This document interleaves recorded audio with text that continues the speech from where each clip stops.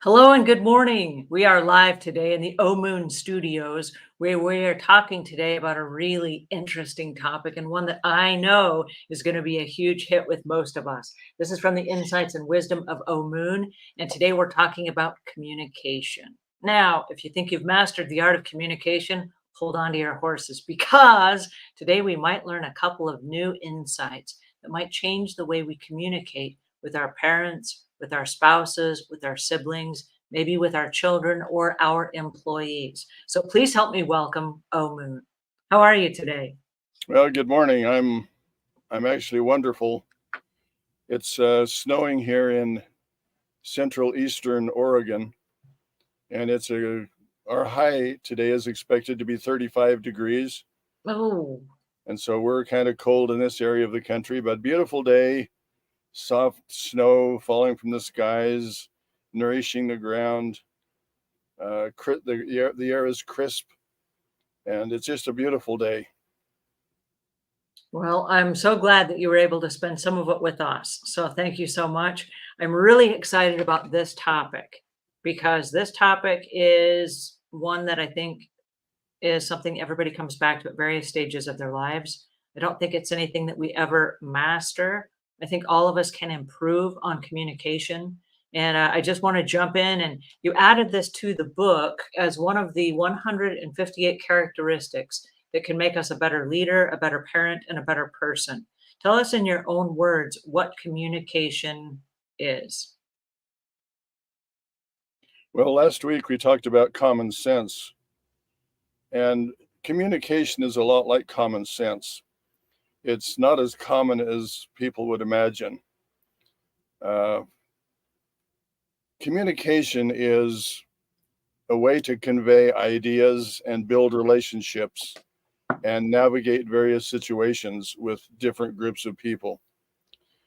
And boy, in today's world, we are challenged because it seems like every generation has its own unique challenge. There's the generation gap between young people and older people. I know that when I was young, uh, life was simple compared to today. It would be very, very difficult to be a parent in today's world with all of the technology and all of the cultural changes that have taken place. Like you say, communications, it changes all of the time. And depending on who you're talking with, the generation that you're in, there's just a lot of challenges to communication. And communication is like our belief system. Everybody has their own unique belief system. And people believe that their belief system is accurate. That's why they have it. And the same thing with communication. Everyone looks at communication a little bit differently, and everyone feels like they communicate well because they're communicating out of their belief system. And many, many times, other people really do not understand their belief system. And so communication becomes kind of muddled. If you if you think of the political structure of America today, uh, only, depending on the poll that you look at, between 9 and 17%, which is very, very low, of people have confidence in our government and in the direction that we're traveling. So apparently somebody's not communicating well, or maybe the information they're trying to communicate isn't very sound. So there could be a lot of situations like that. Another interesting thing is that men and women are different. They think differently, and so they communicate differently. Uh, we're familiar with the book Men Are From Mars, Women Are From Venus. Yes, we have Uh, that in our house. We are men are from Mars and women are from Venus. We're on two different planets here. well, it's important to understand that we do see things very, very differently. And it doesn't mean that you're right or wrong. It's just the way that you see things is different. And unless you can relate to people so that your communication is meaningful to them, then you kind of bypass each other, and it becomes difficult. For example, If you use the word person, if you look in a standard dictionary, a person is an individual or a human being. But if you look in a legal dictionary, a person is a trust or a corporation or a business entity. Two different and entirely different aspects of what a person is. And so if one person is talking about a person on this level and you're actually understanding it on this other level, you're going to bypass because you're using the same words, but the words have different meanings to you. And that can be very, very confusing. Also, there are different levels of communication. For example, when we meet strangers, our communication is a smile, a positive greeting, and usually we talk about very, very general things. Like, how's the weather today? Well, unless you're stupid, all you have to do is look around and you know what the weather is like today. But it's just a general topic that you can talk to strangers with or about, and it's kind of a way to break the ice. You have acquaintances. When I was young, I lived in a neighborhood and we knew all of our neighbors. I could walk around several city blocks and I knew who lived in every house and what their names were.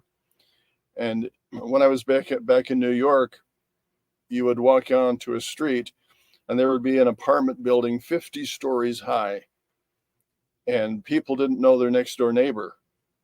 I mean, it was just a totally different world and different experience for me. But our neighbors and people that we interact with all of the time, uh, again, we need to be positive and greet them with a smile, and we can get into more topics because sometimes neighbors have commonalities. Like maybe that you see your neighbor gardening, and you know they're interested in growing things and gardening, or maybe they're working on their car all of the time. You can talk to them about mechanical things or whatever it might be. Maybe share a recipe or get into a little more detail in some areas. And then you have friends. It's another level of communication where you know those people more intimately and you have common interests. And so you can go deeper into topics, maybe even share what political party you're with if you're careful. In today's world, you need to be very, very careful about almost everything you do and all the words that you use. And there's so many different ways to take things. For example, when I was young, uh, someone wrote a song, very innocent song, "Don we now our gay apparel." And in today's world, that could be taken very, very differently than when I was young. So as the culture changes, words change, meanings change. People used to be a little bit overweight. Now they're obese, um, or grossly obese, or, I mean, if you have to be careful on the word that you use. You don't want to call someone fat. They're just obese. People will understand that differently. And then perhaps you belong to a group, like a religious group or a club, a gardening club or something. Then you're associating with people that have more of your common interests, and you can take subjects and go much, much deeper into that subject, down into really your belief system or how you see things and do things. And then you have your family, and you have an extended family, which is a level of communication. And then you have your immediate family, which is much more personal. And with your personal family, uh, you get into responsibilities and accountability, and you can go into depth in your belief system, and you can take things down. So every level of communication has its own skill set, and you need to sort of be aware of who you're talking to and the level of your interaction with them so that it's appropriate and you know what words to use.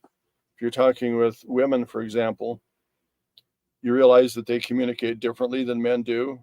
So you have to be more aware of their feelings and their viewpoint, and you need to actually sit down and try to empathically interact with them so that you understand where they're coming from and what's important to them.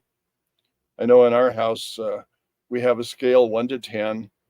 There are things that are important to some people that are not important to other people. Sometimes my wife will ask me something about the kitchen. What do you think about this? And I'll say, well, to me, that's a 1. I'm not in the kitchen that often. And so you're here and you're preparing meals and doing things. It's probably much more important to you than it is to me. And so in this instance, let's go with how you feel about it, because this is your territory. Where if she's in my garage or in my carport, that's my territory, hopefully. And we need to be aware of all of those different situations, who we're talking to, what level of communication, to be accurate and responsive and considerate and all of those things, which we'll talk about a little bit today. But Well, let's go back for a second to where you said there are different ways we communicate.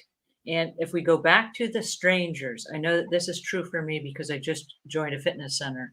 And I'm the kind of person that I'm always in a hurry. I show up at the fitness center, I just blast past the front desk. I go and I do my workout. I mind my own business. I change my clothes. I blast past the front counter again on my way out the door, and I'm gone. That's my normal, everything is great. But sometimes it comes off as, I know that you're at the front desk and I don't see you and I don't acknowledge you and you're not a real person to me. And I'm at a position in my life where I'm trying to improve my communication skills. And so as a result of that, I started out saying, if I was going to communicate with someone and they did not acknowledge me, do I acknowledge them first? And this is kind of, how do we communicate? So I started with the little attempts. Like when we walk in, we see somebody, we kind of nod our head like, hey, I see you. And then as we become more familiar with that person, hi, how you doing? And then I smile and, hi, how you doing? Then I notice that there are different kinds of waves. Like there's a little, hey, how you doing wave. And then there's like, hi, a little friendly wave where your hand moves. Then there's like a really tall wave where your hand goes way over your head and you're like, hi, I see you. And as I've gotten to know people better, my gestures have gotten bigger, like, hi, I see you all the way across the room. And I might be shouting on my way out the door, have a great weekend. And they're shouting back, have a great weekend to you too. And we're now cheerleading each other. But those relationships have improved. And now in the swimming pool, across the pool, as people are leaving, they started out with the kind of nod of your head, like, hey, I see you. And then it became the hi. And then it was like, hey, how are you? And now it's like the hi, how are you? And waving with a really tall wave as if they were going to reach me all the way across the swimming pool. And so in a couple of weeks, we've changed the level of communication. And it's gone from, I don't see you and I'm ignoring you, to I see you and I'm acknowledging you. And I'm going out of my way to make this big grand gesture that you matter and you are important in my day to day. And so just having done that small thing, I go back to the thought that it's free. It doesn't cost me anything. It only requires a tiny smidgen more of my energy. And in response, what I'm doing is I'm letting someone know, I see you and you matter in my day. And they're letting me know that, hey, I received your message. And so it's just a little tiny tweak of my own behaviors that has changed the way that I communicate, instead of just blasting past the front desk like, I'm here and you don't matter. and that changes the level of communication. You move from strangers to acquaintances to friends, and you start moving down the chain of levels of communication, and so they become more and more meaningful. I remember one of my children had a friend, an elderly, it was an elderly couple who had written a couple of books, Mm. and they had become quite famous, I guess. And they were introducing me to them in a meeting. And the person who had written this book shook my hand. And while he was shaking my hand, he was looking at the next person he was going to meet. Mm. And my child told him my name. I don't think my name ever registered with him. It was very obvious that he was just going on to the next person. And Hmm. he absolutely could care less about meeting me or knowing who I was or anything about me. So uh, communication takes place in a lot of different ways. And And most of the communication actually is nonverbal. And usually when we think of communication, we think of verbal interaction. But if you show a disinterest in a person, if you just look away and sort of ignore them, or your body language or your facial expression, or all different kinds of nuances, people can tell really if you're trying to really make their acquaintance and communicate something meaningful, or if you're just sort of in the way and you're wasting their time. So how you communicate is really, really important, and when to communicate and where to communicate. And like you say, every person you meet is important. They have their own life, their own situations. Even a person behind the desk at the spa, to actually go up and say, how are you doing today? Are you having a good day? How do you feel? Well, you work here at a spa. Do you have an opportunity to use the spa? Do you have a healthy lifestyle? And you can just, if you're at a spa, you can talk about those kinds of things more openly because that's the situation that you're in. But you have to be kind of aware of those types and kinds of things. Where it all begins is really with ourselves. How do we communicate with ourselves? If we don't communicate with ourselves well, how can we communicate with other people well? And one of the reasons that I got into this book that I wrote was we all have different traits and characteristics, and we don't really identify them very well as a separate entity like communication. And we just sort of assume that we're communicating well and that people understand us when we talk or interface with them. And so there are things like mindfulness, being aware of where you are, what's going on around you, the people around you. Do they look agitated? Do they look calm? Do they look happy? Do they look frustrated? Uh, we turn on the news and we see people rioting in the streets over whatever cause it might be. Do those riots actually help? Do they solve problems? Do they move legislation? Do they have a real meaningful impact? Is that a way to communicate effectively? To go out in the street and yell and scream and hold up a sign and throw bricks and start buildings on fire? Some people communicate that way. They've chosen to do that. But that violates every principle of communication. So we have to be mindful, really, of the world around us. And there are things like meditation and looking into your own belief system. Why do I believe this? I grew up in this culture, and so I was taught to believe this thing. Now that I'm older and I can use my own mind and do my own research and come to my own understanding, maybe I need to look at this a different way. Maybe that doesn't apply to my life the way I prefer. Maybe I need to look for something else or believe something else. And so we have to analyze really how our mind works, what we focus on. We need to listen to our self-talk. What am I saying to myself when I'm just talking? Do I hold myself in high esteem, or do I say negative things about myself? My weight isn't ideal. Do I degrade myself because of the way I look? Or I don't have a lot of resources, so do I look at myself negatively and in comparison with other people who seem to be doing better than I am financially? And so connecting with ourself and focusing on specific things and going into our belief system, and we have a connection with the divine and with the creative blueprint of the master creator. All of that involves communication on different levels and in different parts of who we are. And so asking ourselves the right questions and searching for those answers and taking our experiences and putting them into lessons that we learn.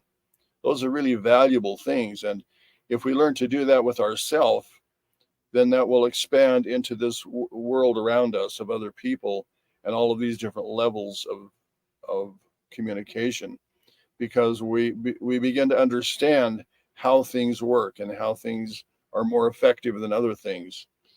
And so, like you mentioned before, The first step is listening.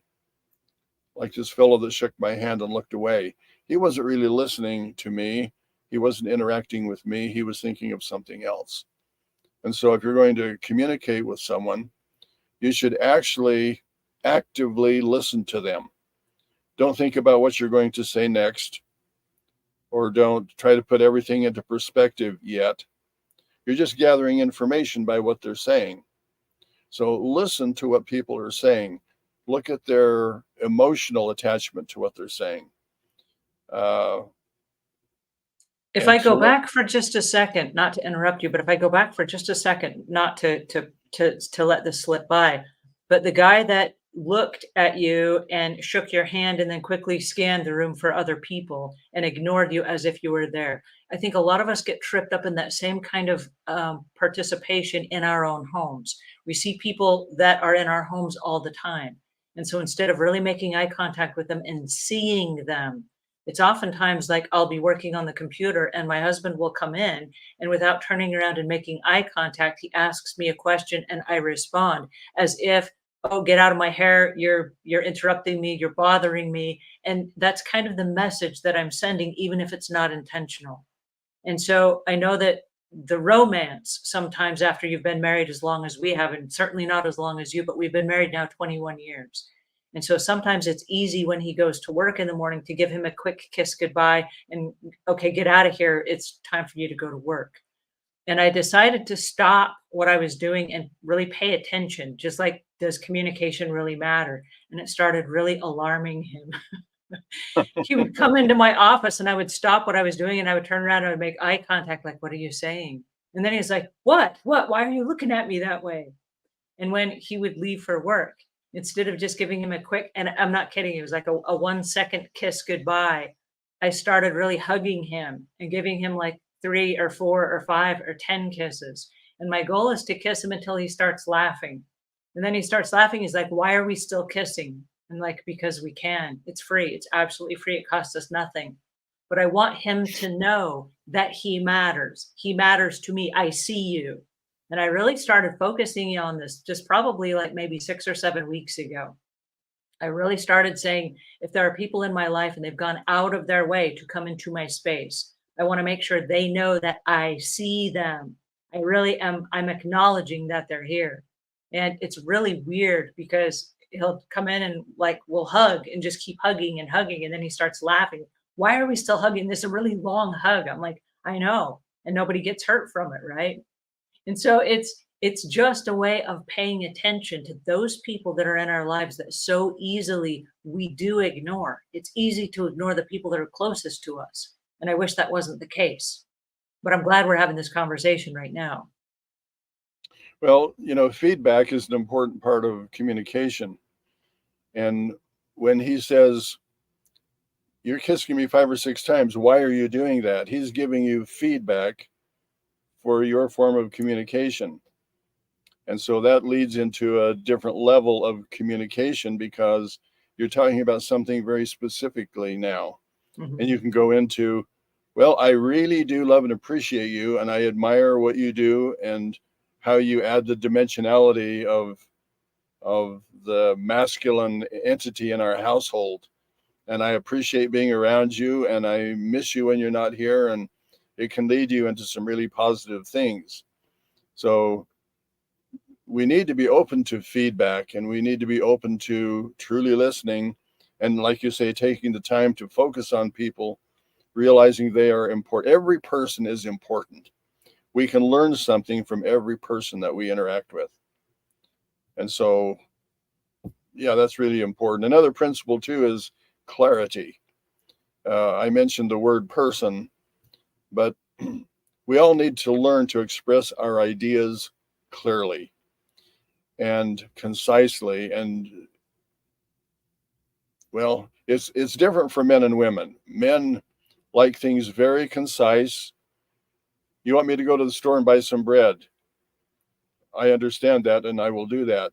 But to a woman, you have to say, "Well, I was in the kitchen today, and I noticed that there were certain things that we could use from the store." And we go into this dissertation where It's all a buildup about going to the store and getting bread, where a guy is just interested in, you want me to go to the store and buy bread, and the woman wants you to understand why you need bread and what kind of bread and all of the recipes that you're trying to do, and it's just a totally different world. So the language has to be appropriate to the audience that you're speaking to. If you're talking to your wife or your husband, you need to take into consideration that they think differently than you do, and you need to communicate differently than you normally would to another guy or something, or another woman, depending on who you are. I think one Uh, of the important things along that line is also to listen with the intent of understanding. Like, what is the intention of this conversation? Because I know sometimes my husband will say things, and on the inside of my head, I'm going cross-eyed, like, oh, I'm sure you didn't mean that the way it just came out. And if I stop for a second without trying to get angry or take it at face value, stop and say, he loves me, he means well, we have the same end goal in mind, he has my best interest in mind. And so the way that came out, I'm sure it just came out wrong. And so if I listen a little bit, try to read between the lines, maybe I can understand what he's trying to tell me. Because whatever just came out, I didn't respond to the right way. It's not connecting with me. And so sometimes I'll say, can you reword that in a different way so that I can understand it the way that you meant it? And he'll say, "Oh." And then he always does this, like, he does like this, like it was a clapboard for a movie. You've seen them do that little clap sound. He's like, "Take 2," and then he'll try it again, right? Like he'll try to make the conversation again. And it's just a way of letting him know that that came off wrong and I don't have a good answer for that. But if you'll try again and you'll use different words, or if I can understand the intention of your heart, maybe I can meet you halfway. And so I think it's trying really hard to communicate, even if maybe at first it sounded like someone was attacking you, or maybe it sounded like they didn't have your best interest in mind. Does that make sense? sure.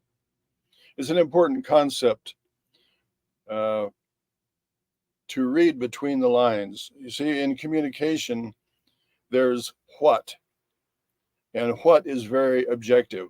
This is what happened. This is what I saw. This is what this thing means to me. But there's also why.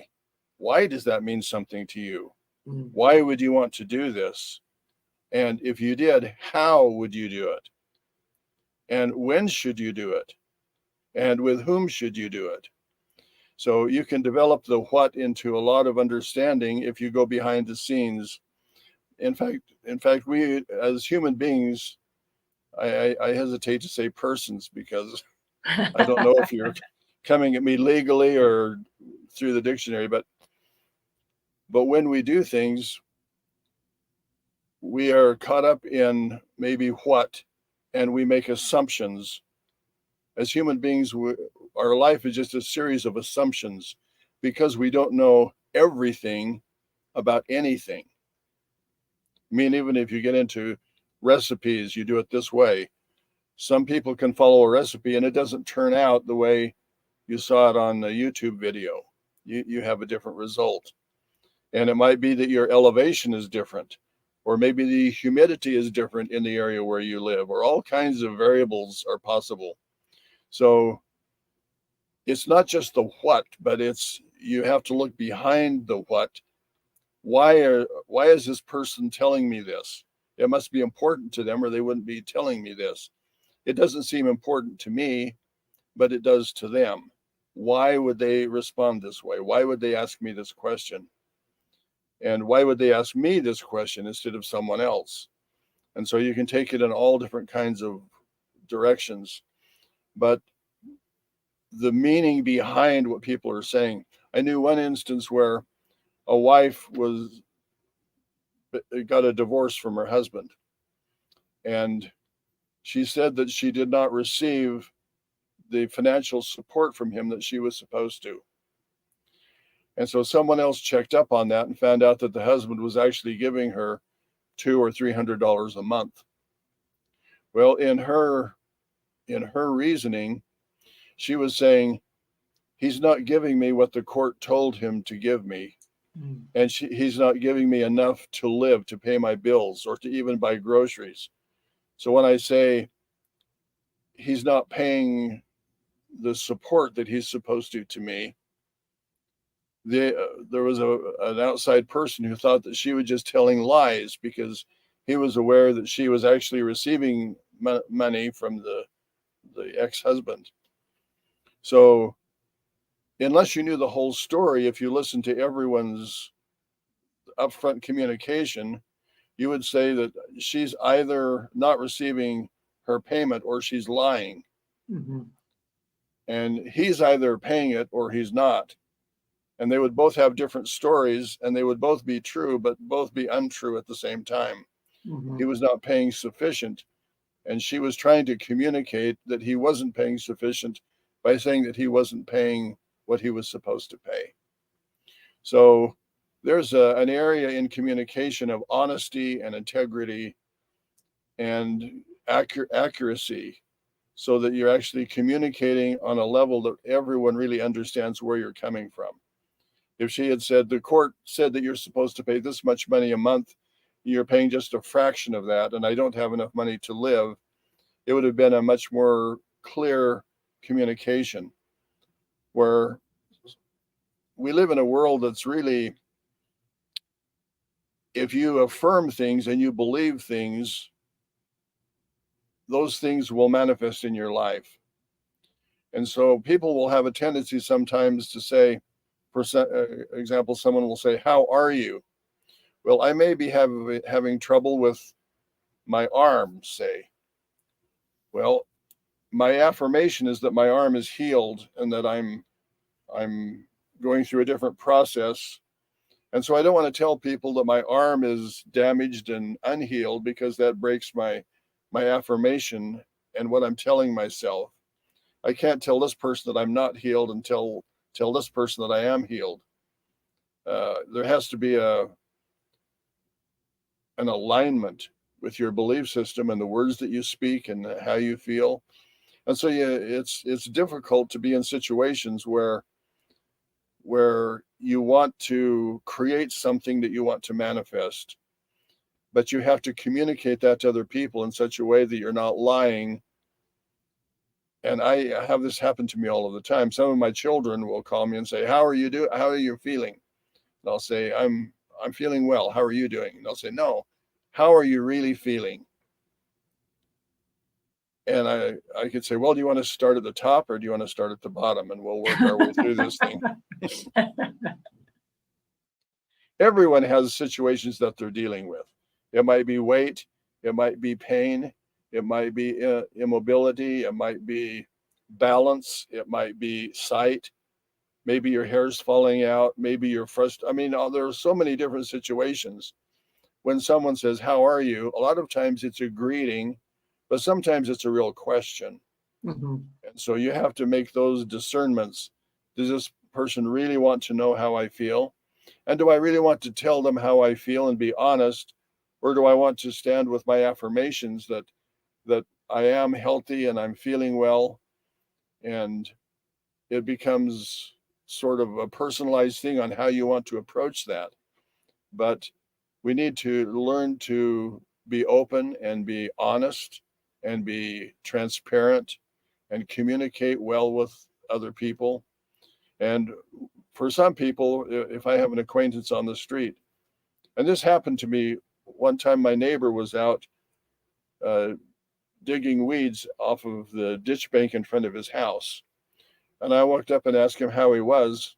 And all of a sudden, we were in his open heart surgeries and medicines that he was taking. And he started just opening up about all of these things, about how he really did feel. And it was like 45 minutes of just this unbelievable set of circumstances that he was going through. And I just asked him how he was. It was more of a greeting, because I usually don't go up to people that I don't know really well and say, "Well, tell me all of the ins and outs about all the different parts of your body." It's funny that you bring that up, because I had an employee that used to be like that. She no longer works for me now, but every time she came, if you asked the question, "How are you?" the whole world would unravel. And so we made it a point that we no longer ask that question at all at work. So when someone comes in, we say, "What did you like best about your weekend?" Because we want to know, how are you? Like, did you have fun over the weekend? But we want to know something specific that you liked best about your weekend, because we're looking for a little, oh, I spent the Sunday afternoon with my children and it was pleasant or something, instead of unraveling all the to-dos about, like you say, the open heart surgery and things. And I find that when people ask me that question, especially like if I'm at the YMCA and I didn't want to get out of bed this morning and I didn't feel like going to work out, and they're like, "Hi, how are you today?" I answer honestly, not to say, because like you said, it goes back to the integrity. Do I feel well? Do I not feel well? Right now, I'm kind of like, I don't want to be here.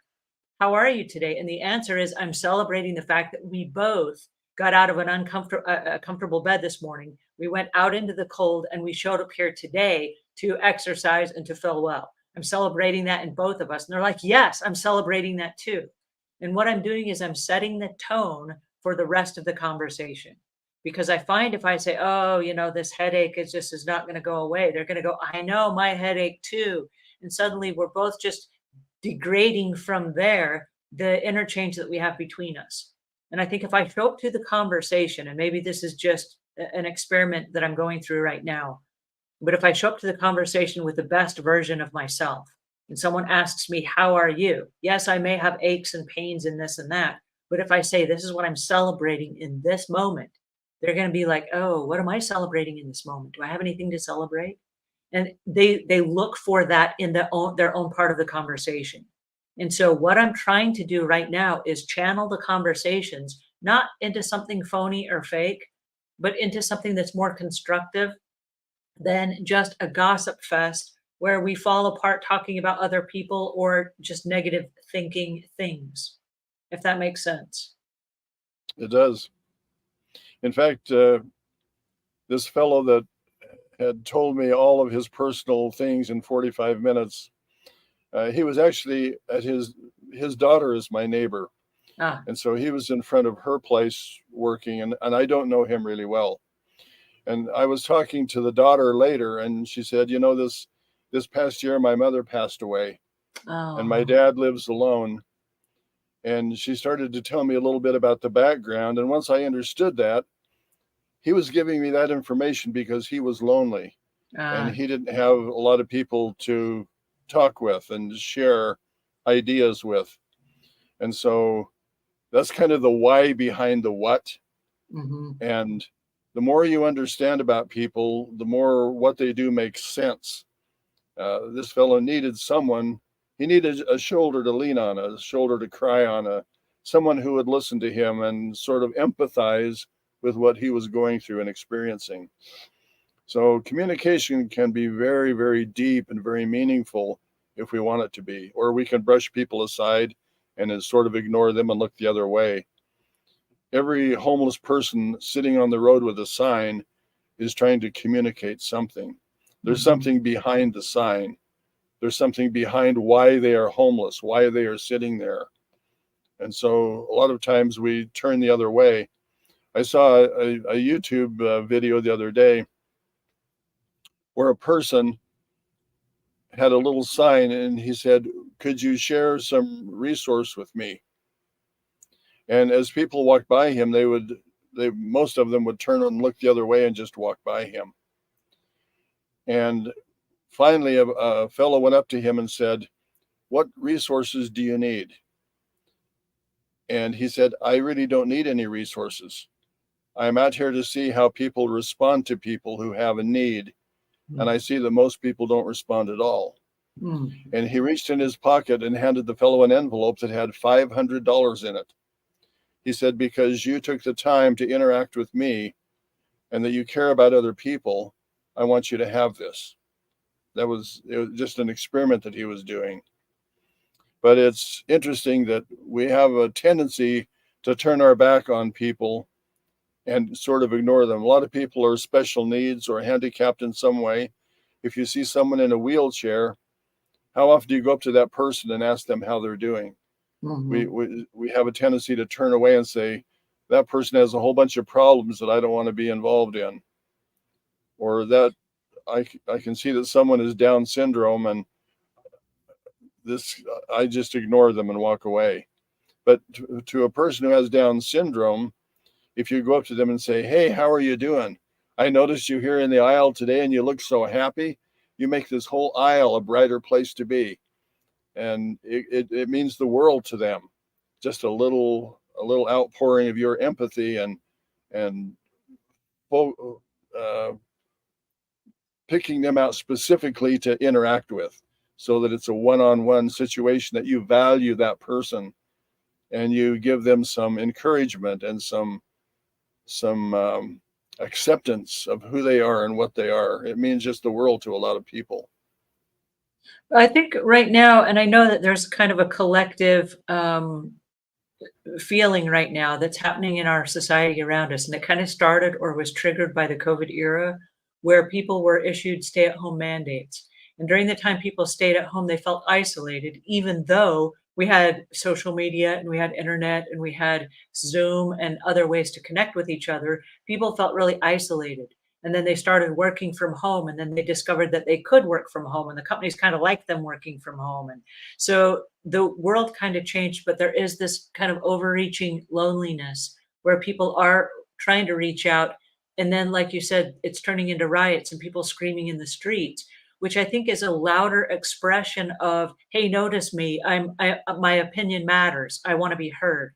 And I know that during the pandemic era, I saw personally normal everyday people that were usually very rational would become very incredibly opinionated about things, and they would kind of like reach out, like thumping their opinion, like, you better listen to me because what I'm saying is the gospel or whatever. And you're like, whoa, where did this come from? This is usually a very ordinarily calm person that communicates in normal tones. And one of the things that I noticed was, just in my own circles of influence, there are a lot of people that are going from day to day and they don't feel like they're being heard. And they do want to communicate, like the guy that was out in front of his daughter's property, where, oh, you asked a question, boom, here it is. And they just kind of like puke all this information at you. And I want to sit there for 45 minutes and I want to listen, and I do not have the time. And so what I've started doing is I've started collecting groups of people. Like I just invited the people at the gym because I'm now making friends with people at the gym, but don't tell anybody. I don't have time to sit there for a half hour and visit with them. I don't. And so while I'm putting on my makeup in the morning, I'm listening as we're all getting dressed in the morning. But once I leave the gym, I can't stand there in the hallway and chitty chat for a half hour. I don't have it to give. So I invited everyone over to my house for a holiday party, which is next week. And I sent them a note in the invitation, and it said the reason we're doing this, like you said, the who, what, when, why. The why was, during 2023, I promised myself to have better relationships with healthy people. And you're one of those healthy people in my life, and I would love you to come over and celebrate the holiday with me. And so everybody at the Y, everybody at the morning Y from 5:30 until 7:30 a.m. is invited to my house next Wednesday. And the rule was healthy people making, healthy friendships. And so it's that underlying idea of, we're not here to gossip, we're not here to talk about all of our problems and whatever, but literally to meet each other and make acquaintances in a healthy relationship sort of way. And what I'm hoping is this: I'm hoping that all the people that meander in and out for their workouts, that blast past the front desk and they leave, and we're living lives of isolation in the same space, that we all get to connect with each other so that that interaction is more friendly. And I'm not the only one that's responsible for having those friendships. They'll all get to know each other, and they can all fill that void, if you will, with each other, and it won't all be on me. Does that make sense? It That does, the but I feel that I need to give you some caution. Yes. When you get people who are oriented toward good health together, Mhm. you're going to have people on a keto diet, and you're going to have vegans, and you're going to have vegetarians, and you're going to have carnivores. And if you're not really careful, your desire to communicate and operate with these people on a certain level could go to a level that you want to be very careful about, because a lot of those people are really opinionated. Mhm. It's almost impossible, for example, to be around a vegan without hearing about the vegan lifestyle. I mean, that's really important to them. That's why they're vegans. And people who are on the keto diet that live on the other side of being a vegan, they're very opinionated on what they're doing and trying to do certain things. So it can either be an opportunity to take your communication to different levels in an adaptable, friendly way, or it could create a lot of conflict and frustration. And it might revolve around what you're serving for dinner when you get all of these people together. Mm. You might put yourself in a real bind. Well, we will have some veggies, and we will have some gluten-free stuff, and we will have some stuff like macaroni and cheese that has no meat in it. So we'll see, and maybe it's a huge mistake. But one of the things that I noticed throughout the course of my entire career is when someone, and I don't know why I hate this phrase. I hate this phrase. People will call me up and they'll say, "Can I pick your brain?" As if your time doesn't matter and you've got great ideas. Can I just pick your brain like free of charge? No, you can't, but I'm having a group coaching session where all of us are getting together, and for a small fee, you can ask me any question you want in this group setting. And it's not just one person that you're then expelling your time with, but it's a group of people coming together that have a small investment. And the investment is I will pay, and I will pay attention, and I will show up on the allotted time, and I will be respectful of everyone else's questions and time. And so for me, that's worked a whole lot better than just meeting someone for a cup of coffee or lunch, say, and letting them pick your brain. Because then what? Oftentimes they don't even use the great ideas that you came up with that you spent time putting together for them, if that makes sense. Yeah, it So this does. is this is the same kind of an idea, but I'll let you know next week if it worked out or if it was a terrible idea. If it's a terrible idea, we'll just go back to swimming in our own lanes and like it never happened. Well, it could turn out in a lot of different ways. So you can sort of guide how that goes by the questions that you ask and the things that you talk about. Maybe you can talk about recipes. And for example, a keto diet can be healthful for a while, but if you stay on it too long, then you can have some adverse effects. Mm. And there are some things about being a vegan that are really good and healthy, but they could lack some nutritional things if they're not careful. So you can talk about a lot of interesting things and work everything into it in a positive way. The key is adaptability. Adaptability is a part of communication skill. Uh, Culture is changing all of the time. Information is changing all of the time. The reason that we have vegans and keto people and Mediterranean diets and all of these different things is because a lot of new information is coming to us. People who live on certain diets are experiencing results that are very, very positive. And some people who have been on diets for a long time are experiencing negative things, positive for a while and then negative. And how many people have actually lost weight and then gained it back and then lost weight and gained it back? And it's just kind of a yo yo situation. So there's information on how enzymes work and how hormones work. And scientists are discovering new principles of health and nutrition all of the time. So we need to adapt to what is becoming available to us, analyzing the information, asking the right questions, maybe experimenting. And those are all fun ways to communicate because we don't learn everything all at once. We learn things little by little here and there, and new things are being discovered all of the time. And yeah, we need to change. We need to realize that things are not always the same. Speaking about adaptability, as a parent of 19 children, you had the amazing opportunity to adapt and change as your children grew up and became older. And I know that as a father, you were very adaptable to each of the different age groups of your children. Can you share with us a little bit about some of the stuff that you went through or the things that you learned when you would try and approach with a child and maybe the child had grown up and was different or older or changed, and now you had to adapt your communication with them in order to still be able to communicate? Well, we were talking a little bit about levels. There are levels within a family. For example, you have the older generation who are the parents, maybe even the grandparents are interacting with the family. And then you have teenagers, and teenagers are going through a strange world where they're changing physically and they're changing mentally as they're becoming more and more aware of themselves and their own belief system and how that differs from their parents' belief system. And there's always the new things that are going on in the new generation. Like for me, it was rock music became prevalent in the 50s. And it was so different than the waltzes and the foxtrots and the classical music that had come down through the European channels. And then there was the Western music, cowboy songs, Western music. And that moved gradually to country music. And they would combine other elements of things. So things are changing all of the time. And in your family, you may have little children, you may have teenagers, you may have just adults, an empty nest, and people that are married are trying to interact with each other in a positive way.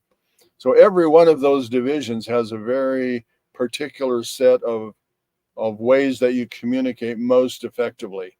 For example, with teenagers, again, you want to actively listen to them. They're trying to tell you why their generation is better than yours and why they're so much smarter than you are and why all of these new things that are happening in the culture are positive things, that you're an old fogey for not changing with the times. And you have to actually listen to them without interrupting, because we have a tendency to say, wait a minute, hold on. There's a whole other picture you need to see. Well, first of all, we need to see their picture. We need to understand what they're thinking, why they're responding to things the way they are. I'm sure you've seen these YouTube videos. They go into a college campus and they ask people questions. They'll say, what country is the Panama Canal in? And a person will just stand there and they're totally confused. They'll say, well, I think it's in Europe somewhere. And they will have no idea what's going on. And if you answer the question right, they'll give them a large sum of money. They'll give them $100 or something. Where's the Panama Canal? If you can answer this, here's $100. And they will have no idea.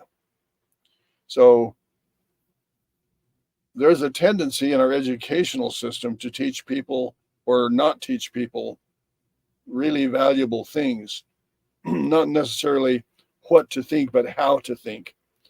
And so when you're talking to the teenager, you need to really understand where they're coming from and how they're processing information and what kind of questions they're asking and how they're using their intelligence to resolve things. And one of the things that I regret as I look back raising my 19 children is that I didn't write these books on the characteristics and traits before I had any children. It would have been very interesting if I could have taken them through each one of the things that I've identified as being really, really important. I wish that I could have communicated with them the importance of looking at all of these things specifically and based on wisdom literature and scripture that has come down through the ages, instead of basing our decisions on those foundational principles and those universal laws. We have a tendency to fly by the seat of our pants and tell our teenagers what we think about things, and they look at us as old fogies instead of saying, well, there's a source of information here that could really be helpful for both of us. And these are the principles behind these things. And this is how, for example, communication.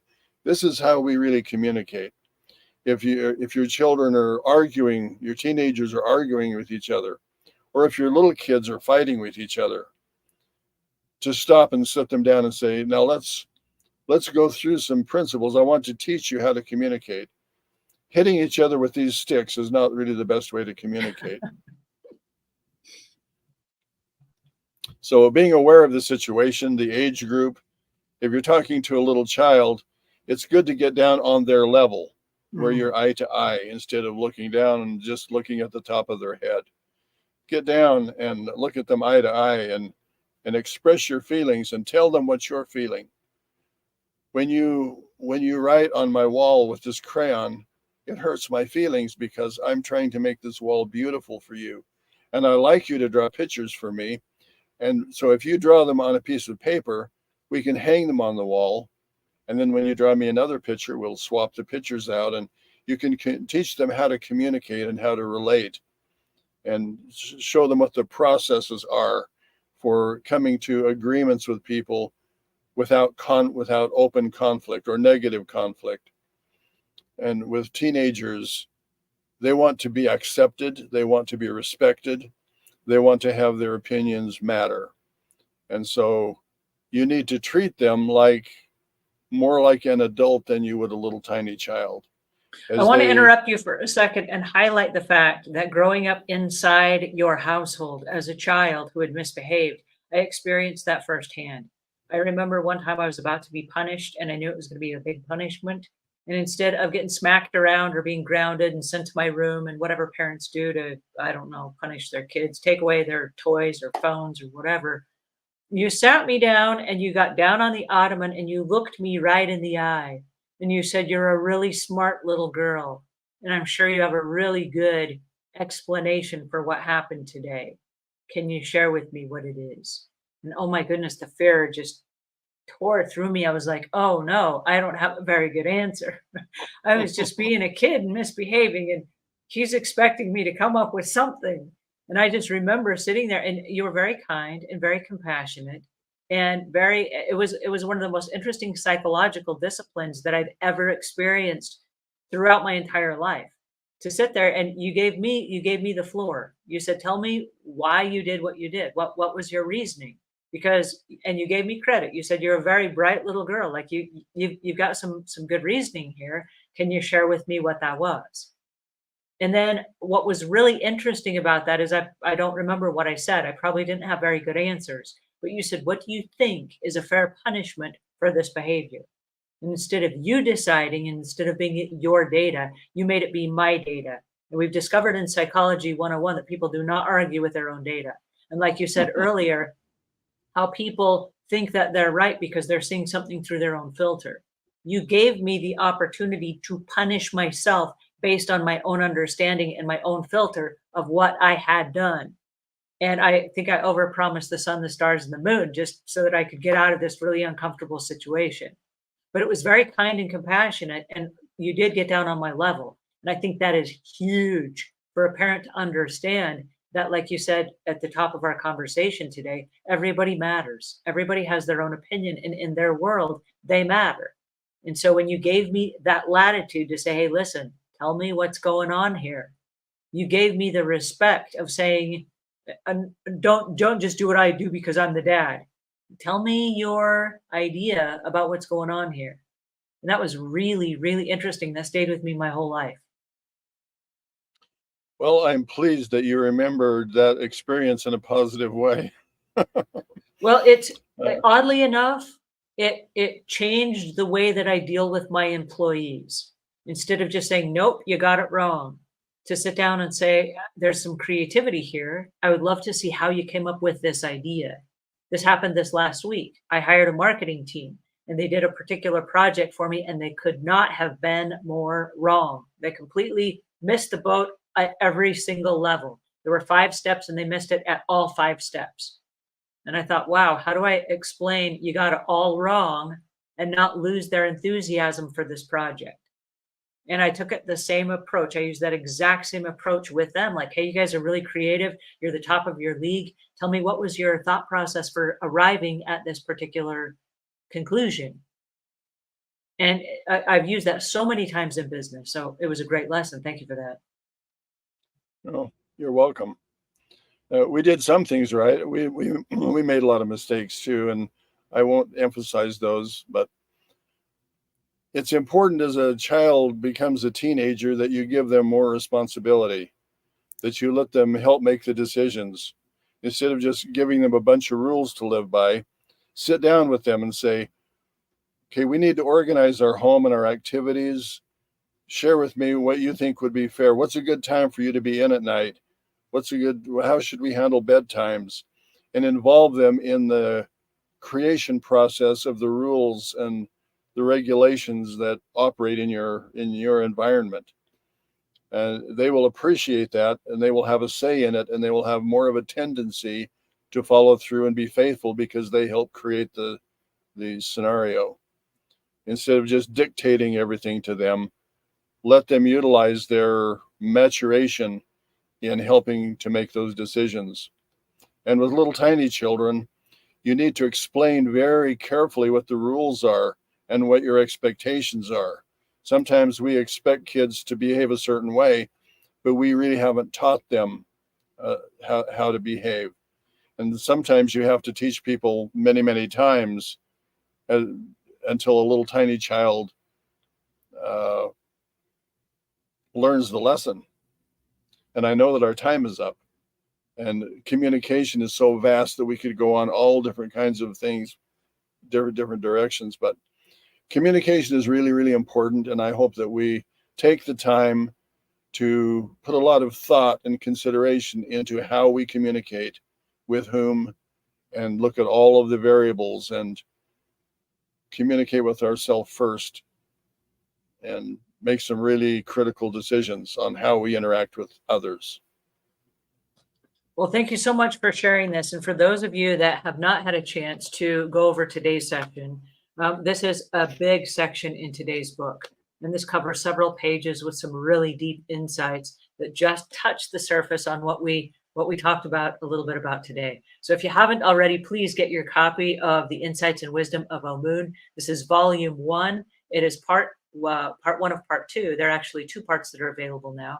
And we meet here every single week, same time, same place, so that we can discuss the next segment inside the Insights and Wisdom of Omuugn with Omuugn himself. Thank you for joining me today. We will see you next time, same place. Have a great week. Have a good week.